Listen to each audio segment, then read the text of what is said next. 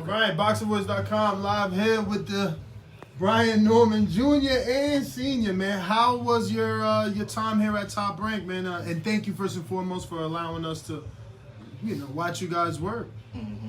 Yeah, it was real good work today. Got some solid rounds. Went in with Amari Jones and a guy named George. I don't know his last name, but George. Another guy. What's the You got Benjamin. You also got in there with Benjamin Bomber. Oh, okay. Yeah. He was a 54-pounder. He's scheduled to be facing Tim Tszú's brother, 54. Nikita. Yeah, everybody we got in there was 54, except No, Amari's 60 pounds. 60. So yeah, Yes, he is. Amari fights 60. The other guy fight 54.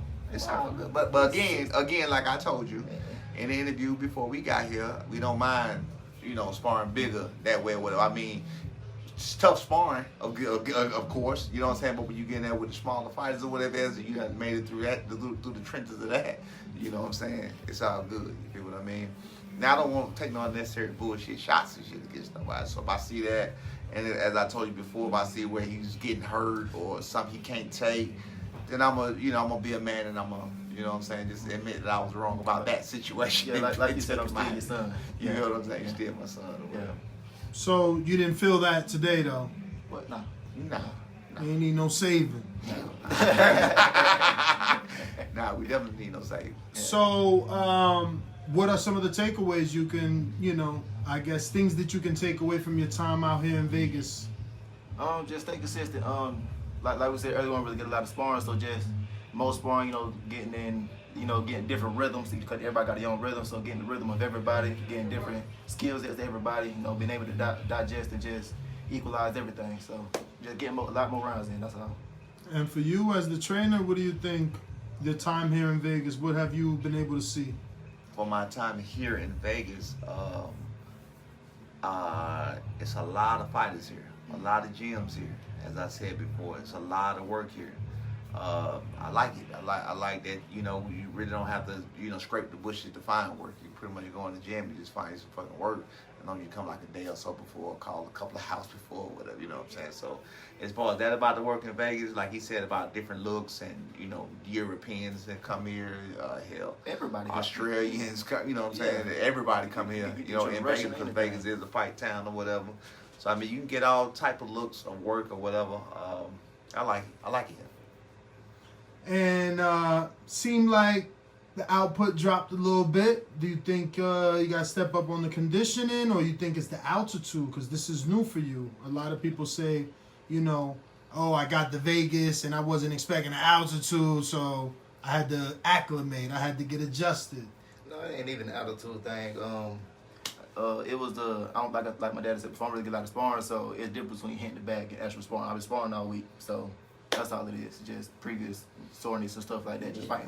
But no excuses on nothing. Good work. Like I ain't complaining. Yeah. I'm still fighting. Yeah, right. Ain't nobody complaining about nothing. You know what I'm saying? Like we not one of them when people like, oh man, we had a rough. Nah, fuck that. So what I seen is that you like the left hook over the right hand. Yeah.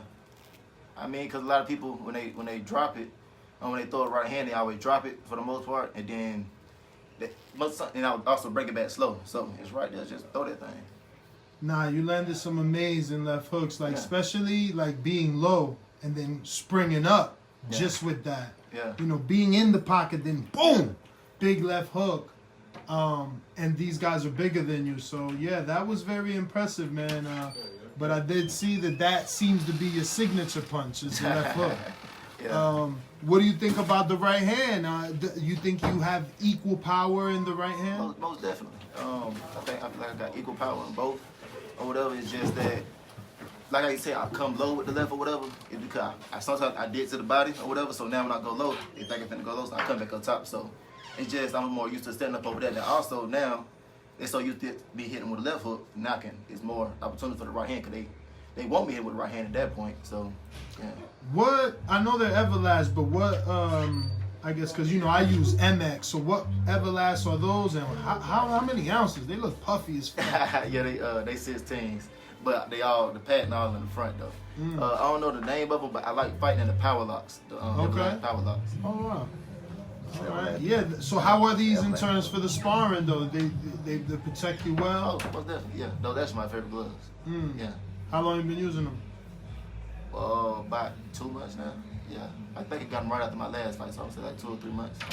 How old are you now? I'm sorry. 22. 22. You're so young, man. Yeah. Wow. 23 in November.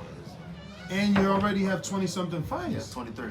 24, Really 24. He has 24 fights. But one is not One a of boxer. them no contest, but he won. That was like it's on YouTube. The whole ref just didn't like me, so they the made it no decision, contest. everything's on YouTube. It was the first round knockout today. He's really 24-0 with 20 knockouts, but that's a whole nother story. You know what I'm saying? When you on the come up or whatever, it was just a fight in Mexico. You know, how you just on the build up or whatever. So it's all good. Ain't no sweat. No. Have they named your opponent for the? Yes.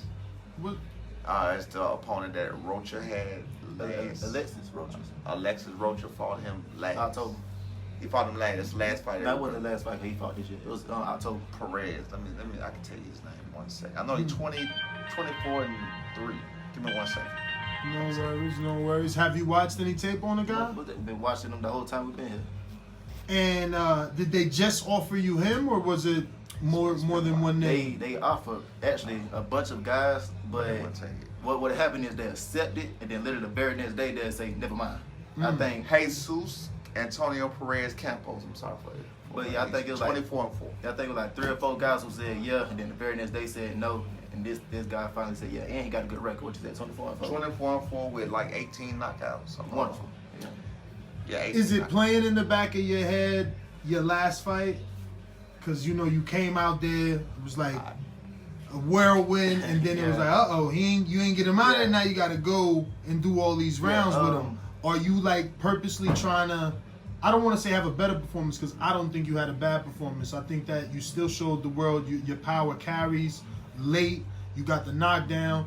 You let your hands go a lot. So that's all good and great for television. Again, I don't think you had a bad performance, but I'm sure you're a competitor. You went out there. It seemed like you wanted a knockout in the first round. So that's why I'm asking, are you looking to put on a better performance? Yeah, and the thing I am trying to put on I'm going to put on a better performance. What you said right there, I was going for the knockout. You feel me? Like it was 13, 14 months off, I don't know how long. And it was a whole lot. I was just going in, forget everything, I'm going out swinging. So that's all I did. We had a game plan, but I didn't follow it. If you watch the fight, he was saying everything I need to be doing, but it was just boom, boom, I'm swinging. So now, since I got the ring rust off and everything like that now, you see I'm getting sparring in and stuff like that. So now coming in, I got an actual game plan. I'm going to follow the game plan and do what I got to do. I'm listening to my daddy when he say do things. So now I'm actually going to do the right thing. So that was like a one-time thing, because I'm here like, I gotta see this sparring. I come here and I'm thinking you gonna come out like a raging bull, but then I see you come out paced, and you're like, and your dad's like, give me the jab, and you're like paced. So I'm like, all right. So what I seen on TV is not a true indication of who you are as a fighter. Not at all. Like I said, it was just me trying to be extra. Nervous energy. Yeah, I just signed with ThaBoxingvoice. Like I said, 13, 14 months off. I'm trying to come in with a blast, you know what I'm saying? So it's just me being stupid and immature, young, and stuff like that. So now I learned from it. I'm back in it next month, like I said. So now it's time to actually do the mature thing and take my time to do what I got to do. It's all a work in progress. That's why we appreciate being with Top Rank. That they move you to a pace with opponents that they feel like you need or deserve at that moment, because they have a lot of experience with doing this. So, that's why I appreciate that too, because sometimes that, I'm overzealous and I'm overconfident, and I've been shown I've been humble myself when it comes to him. You know what I'm saying? Where I thought he might have been ready for something that he wasn't ready for, and it's been certain situations where I was like, damn. And that's another reason we try to travel so much, so we can see what's out there, so we can see what's here, see what's there. And like I said, when you say about Vegas, a place like Vegas that has everybody here from all walks of the world. You know what I mean? Vegas is the capital of the world when it comes to boxing. Period. There's no other. This is the fight time. Yeah. So with that being said, you know what I mean. That's why we like to travel and get out and see what's out there, so we'll see what the competition is, and so we can see how we line up with the competition, and we'll know when we're ready. You know what I'm saying? So again, like I said, I'm not afraid of anybody. I got confidence in him and his abilities. We just got to make them line up to the correct way where they come out at the perfect time in the ring at the right time under the lights, under the, you know, on the right given day. All right, you get what I'm saying? For sure, You're for right. sure. Well, I want to thank you guys, and yeah, man, I can't wait for you guys to come back out here and see you guys work a little bit more. All right, well, I appreciate you. What up, YouTube family? Don't forget to hit that like button. Subscribe to the YouTube channel. Help us get to that 1 million subscribers. We're on the road to 1 million. And obviously, we have other great content on our Patreon channel. So since this video is over, head on over to our Patreon and check out all the exclusive content or right here on our YouTube members.